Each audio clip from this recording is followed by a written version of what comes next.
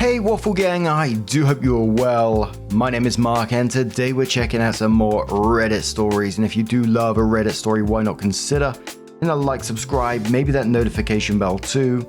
And let's crack on with today's first story. Much love guys. Now today's first story comes from Remarkable Roll 7685 and it says, "Am I the arsehole for telling my dad's wife I will never consider naming my child after a recently deceased mother? I'm currently 29 weeks pregnant with a girl. My husband and I have already chosen her name, as well as 2 backups in case it doesn't suit her. My dad's wife lost her mother a little under a year ago. They were extremely close and her passing was unexpected, so she's not coping well. My husband and I are trying to be as helpful and accommodating as possible, but we don't live in the same country as them anymore, so there isn't much we can do. Back in February, my dad and his wife came to visit us for 10 days to celebrate our son's birthday. This was our first time seeing them after a mother's passing, and their first time seeing me pregnant. Early during the trip, we had dinner together. We all started talking about my pregnancy and the baby, and when my dad asked if we had any names in mind, his wife stopped us. She asked if we could consider naming our daughter after her mother. She said she had been wanting to ask us this since she learned we were having a girl, and it would mean a lot to her if we could honor a mother like that. I don't think I have to justify why I wouldn't do that, but in case I do, I never liked their mother or thought of either of them as family. Even if I did, my husband doesn't like the idea of using our children's names as tributes, so we wouldn't name them after any of our deceased loved ones." My husband and I were taken aback. My dad looked a little awkward, so I think he was already expecting her to bring that up.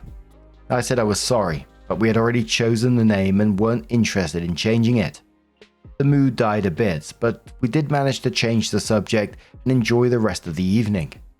My dad's wife was quieter than usual for the next few days, but she didn't bring that up again until the final night of their trip. Everyone was at our place. She pulled me aside and once again expressed how perfect it would be for us to keep her mother's memory alive by naming a child after her. She started talking about how much she would have loved it and how a beautiful name such as hers shouldn't go to waste. I interrupted her and said there is zero chance we would ever consider naming our child after a mother.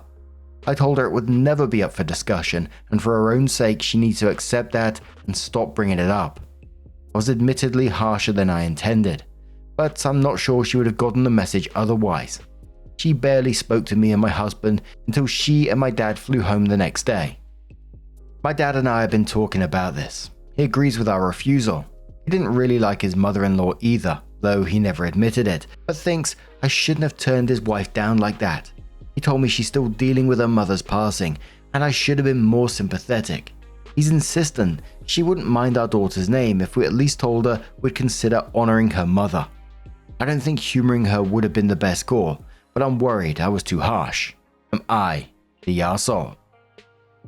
Absolutely not the arsehole in this situation. I think you handled that perfectly. Even, if it did feel a little harsh at that moment, some people do need that.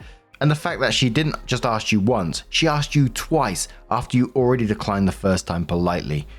Like we always say, people grieve in different ways, but grief doesn't give you a free pass to pressure others about something like that. And the dad saying about the considering it part of things when you had no intention of doing it would have been silly in my opinion, because it's a false hope and she would have latched onto that and she would be expecting you to do so. Absolutely terrible advice.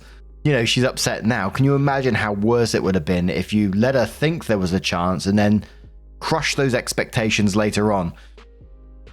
But a commenter says not the arsehole. She didn't take no when you all politely said it so. Harshly was the only way to get your point across. It's always weird when someone asks you to name a child after someone.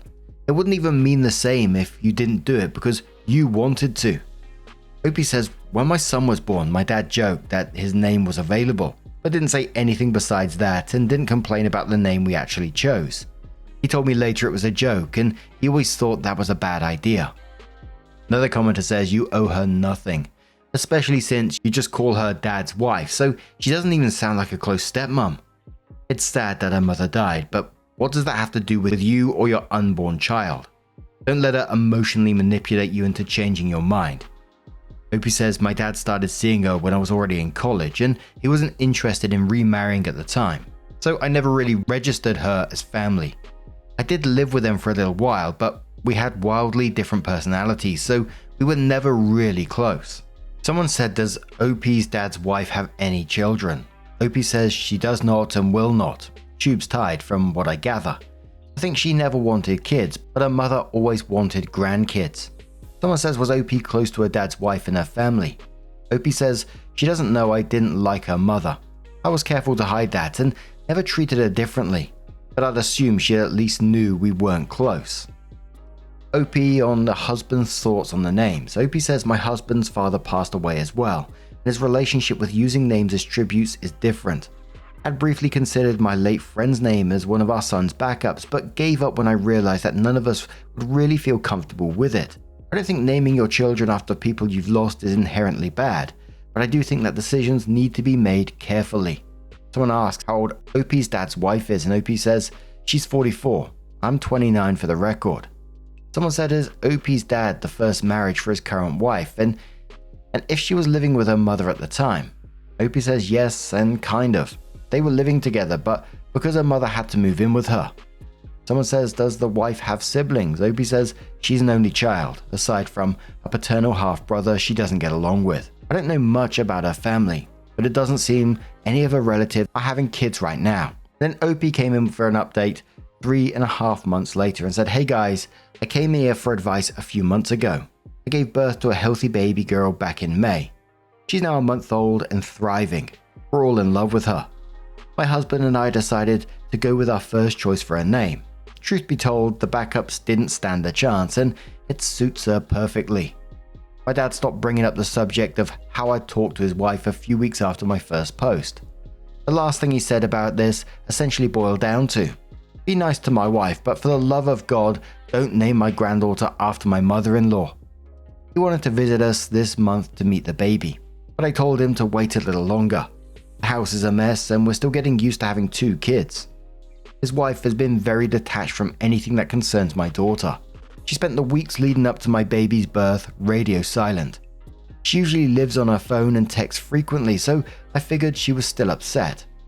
Both my husband and my husband's families like our daughter's name. My dad in particular complimented it a lot. His wife did not react to it.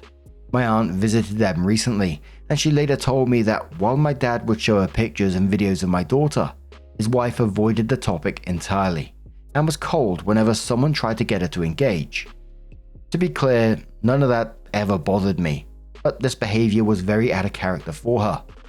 When I was pregnant with my son, she created a group chat with my whole paternal family and her mother to start a countdown for his birth. She was my only acquaintance who protested when I said I didn't want pictures of my child posted online. About a week ago, my dad's wife called me. She reiterated that she felt I wasn't being very understanding of what she's going through, but apologized for how cold she's been lately. During the call, she explained that losing her mother had made her regret her decision not to have kids. Her mother had always wanted to be a grandmother, and she wishes she could have given her the opportunity to experience that. She took her mother's passing very hard, and it made her reflect about various things she wishes she had done differently. But the news of my second pregnancy intensified that regret in particular. My dad's wife said that she'll always wish I'd named my daughter after her mother, but still accepts the name I chose. She also told me she'll start seeing a therapist soon. I was mostly quiet during the call because frankly, I didn't know how to react. Having since had time to think about what she said, I'm a little freaked out. It's still hard to explain how I feel, and this isn't even close to my top concern right now, but I didn't see this coming. I almost feel bad admitting this, but I'm very glad we're in different hemispheres.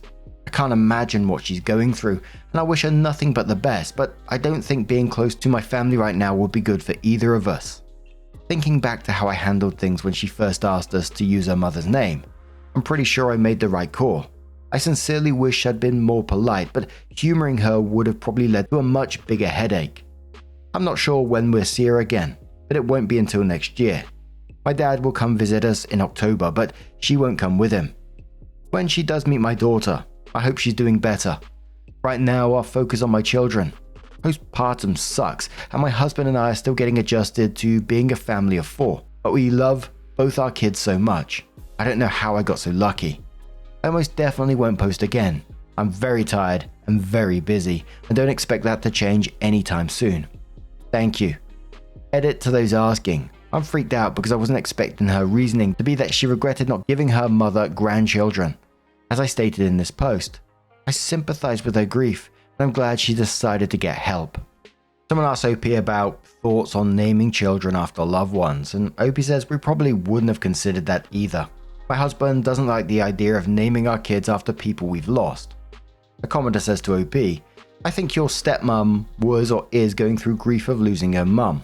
She was hoping by you naming her daughter after her would make it feel like she was still around. You did good by not naming your daughter after her. The good news is she realized it and has apologized for it and is seeking some grief counseling. I got my BF a bracelet that has a small picture of his dad in it. His is a black leather braid strap with a small silver circle with a picture. You have to hold it up to the light to see the picture. There's more than knowing what it is that makes him feel it. There are all types you can get. I chose a more masculine design, but there are more feminine ones you could find. I did a Google search and found the style I liked. The gift could be an apology for being harsh, but a nice token of I know you're going through it and thought this might be a nice way to help you carry her with you. OP says, I'm very glad she decided to start therapy. I feel like acknowledging that you need help is a necessary step, but actually going through with it is harder than it looks. I have a different experience with grief than she does. There was one specific time in my life which I lost many of my loved ones very quickly. I've discussed that in therapy, but I regret not working through it sooner. Another commenter says, it is good that she's put space between herself and your family, as well as going to get therapy.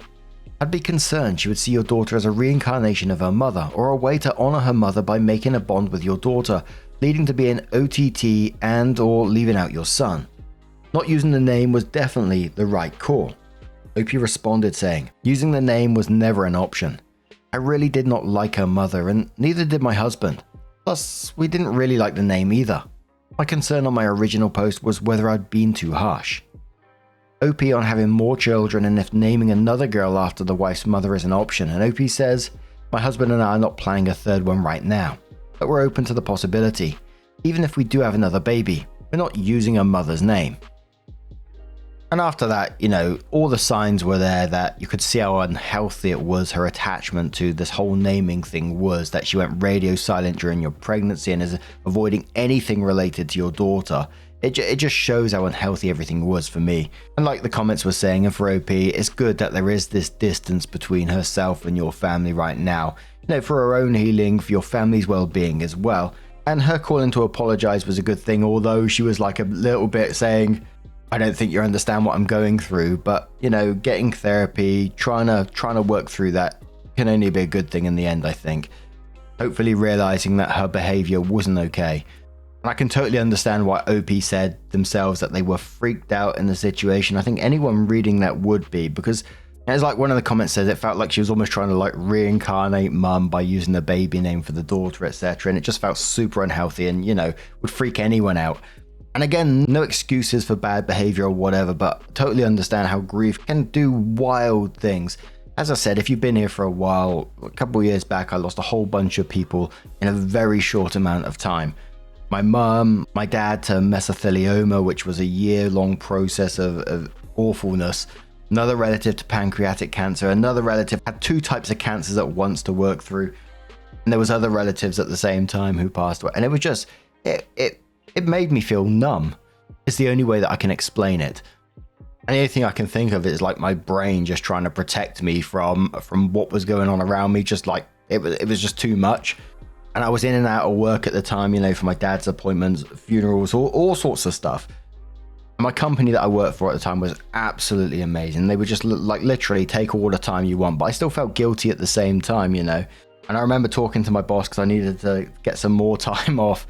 And he was saying, yeah, absolutely, don't worry about it. And then I made this dark joke just out of nowhere. And it's just like, oh, dearie me. And I feel guilty because it obviously put him on the spot as well. But in my mind at the time, I just went, oh, don't worry, I'm running out of family members now. I won't have much more time off. And I was like, oh, fuck, I shouldn't have really said that. But sometimes it was like, even with my brothers, the dark humor actually helped us through it, which I know is not for everyone. I totally get that. But yeah, grief, man, holy moly. But what do you guys make of this situation? Let us know your thoughts down in the comments below. Let's move on to another story. Now our next story comes from Grandkids Move from the Am I the Arsehole subreddit. Before we do get into it, a couple of warnings. There is talk of pregnancy loss within the story, so if you do want to skip the story, please feel free to do so. Timestamps are always down in the description and along the timeline below. Thank you. It says, am I the arsehole for moving to be closer to my grandkids? I have 3 kids with my ex-husband, Elliot, 28, Emily, 21, and Joseph, 19. Emily and Joseph still live at home while they attend the local state university. For years, Elliot married his high school girlfriend, Madeline, 27, and they have 3 beautiful little girls.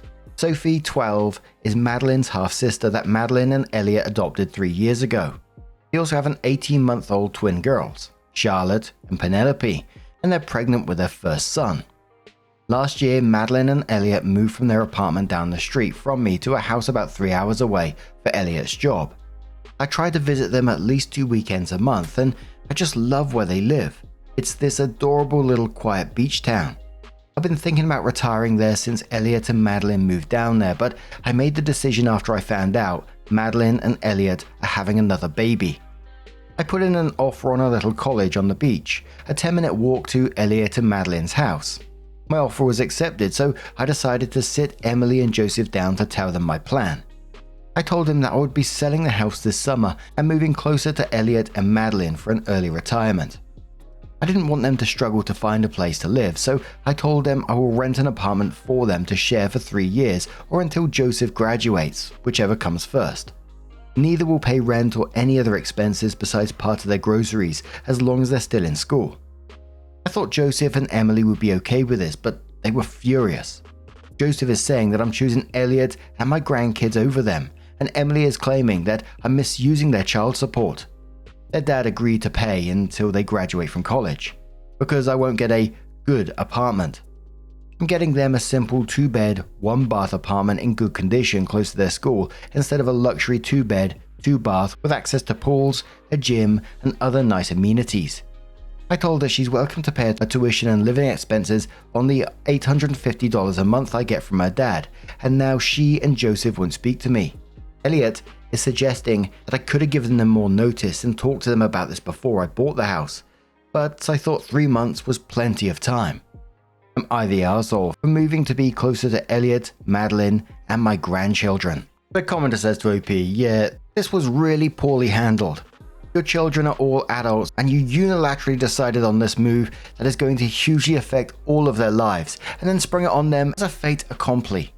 You're the arsehole, and it has to be said. Are you sure Elliot and Madeline even want you to move to their new town? Edit.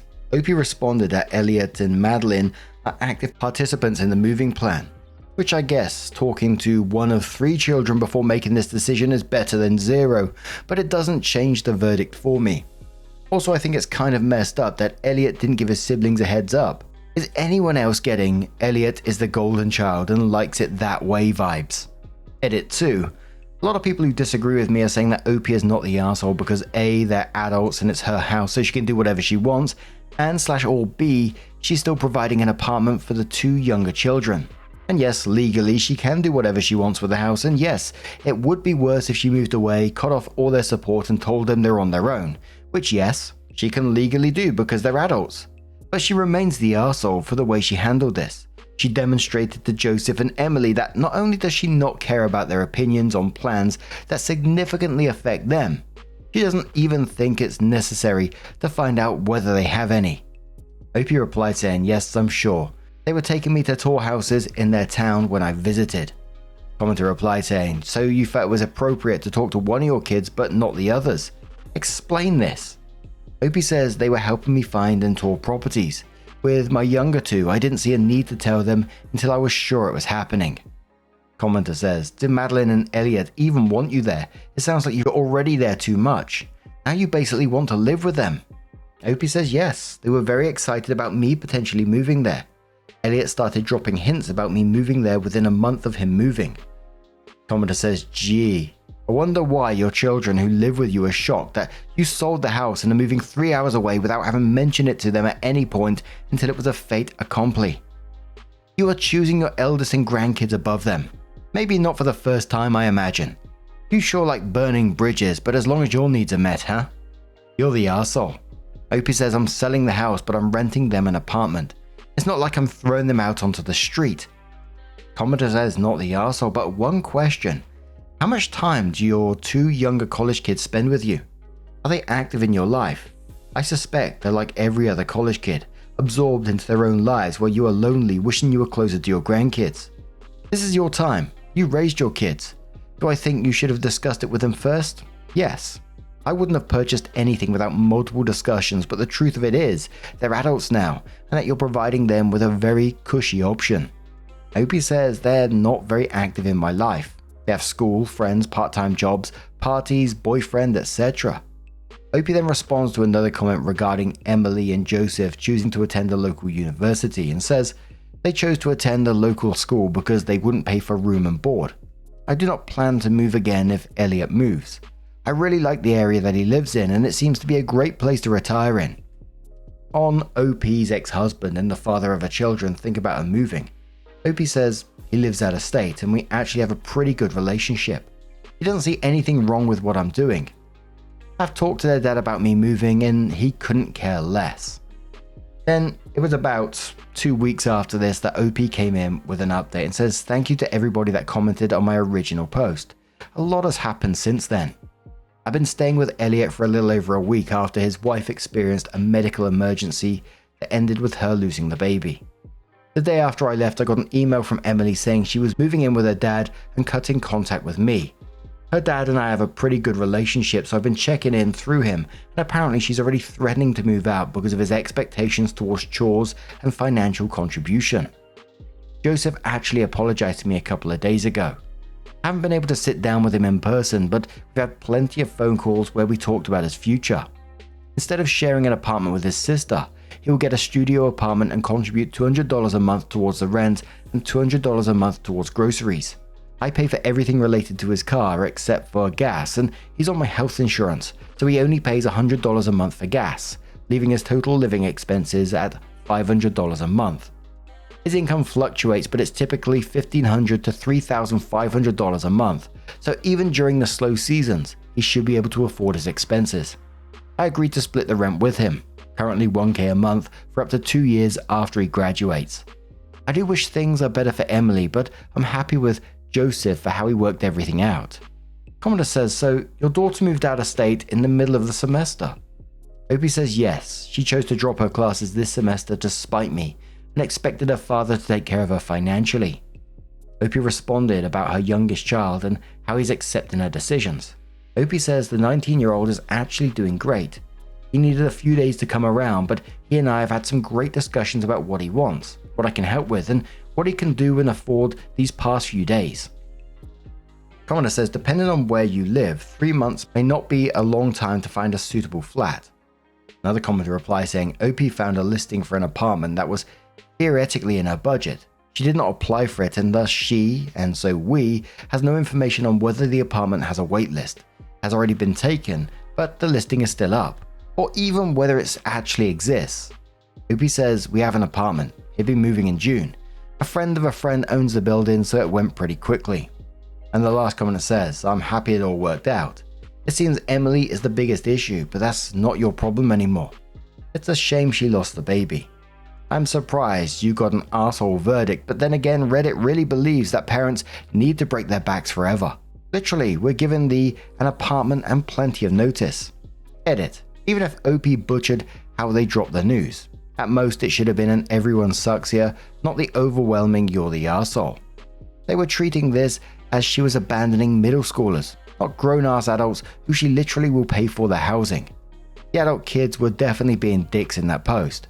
Personally, OP not the arsehole since you gave 3 months when this news dropped and were literally going to pay for their housing. Now, I'm going to turn this one to you guys. What do you guys make of this situation? Let us know your thoughts down in the comments below. Now, just a huge thank you for being here today, getting involved in the stories, your love, your support, your time. It always means the absolute world to me. So thank you so much. And hopefully I'll see you in the next one. Take care and much love.